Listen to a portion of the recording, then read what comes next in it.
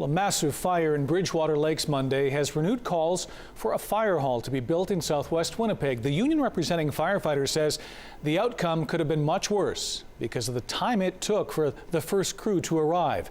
CTV's Josh Crabb joins us now live from outside the scene of the blaze. And Josh, how's everything tonight in that location? Well, Gord, the family who lived here made it out safely, but as you can see, the house is a complete loss and everything they owned was destroyed inside, but they're grateful to have made it out alive. Now, this fire is raising some concerns about response times. The president of the United Firefighters of Winnipeg says that the blaze highlights the need for a new fire hall in the southwest part of the city. Bright orange flames tore through this home in Winnipeg's Bridgewater Lakes neighborhood. 4 people managed to escape as the massive inferno destroyed their home. Abdul Yusuf watched his home burn from the street. He and his family have found a temporary place to stay with relatives.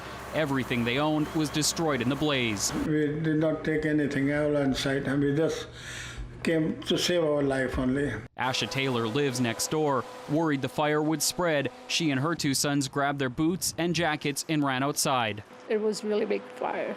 Taylor's grateful fire crews protected her home from the raging inferno, but she says seeing the flames burn so close to where she lives was frightening.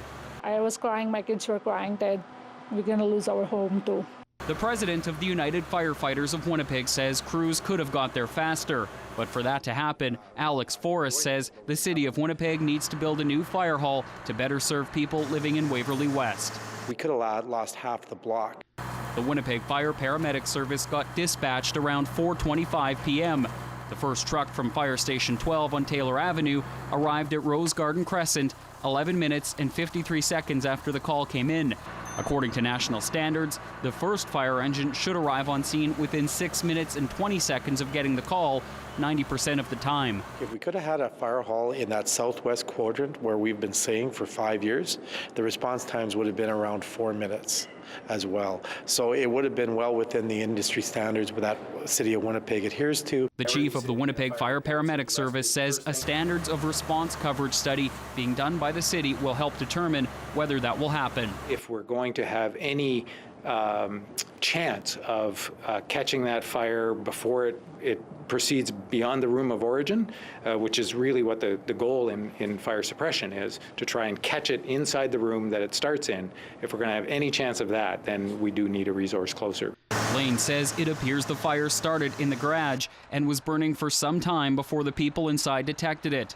Abdul Yusuf's grateful his family made it out alive and believes fire crews did what they could to save his home. They started stopping the fire, but it was so fast that it burned the house. Now, Winnipeg's response time is currently longer than the national average. The city says it takes fire crews 6 minutes and 53 seconds to arrive on scene. That's the first crew, 90% of the time. Now, Waverly West is currently served by fire halls on Waverly Street, Taylor Avenue, and Pembina Highway. The councillor for the area, Janice Lukes, tells me it's pretty clear that a new fire hall is needed to serve Waverly West in the near future. All right, Josh, let's deal with this case now. Do investigators have any idea what caused the fire? Well, Gord, the Winnipeg Fire Paramedic Service says the fire started in the garage, but the exact cause of the fire is still not known. There was a car parked in the garage, and that car has been sent to MPI, so the folks over there can have a look at it. Fire Chief John Lane says that car was used about an hour prior to the fire starting. All right, thanks for this, Josh.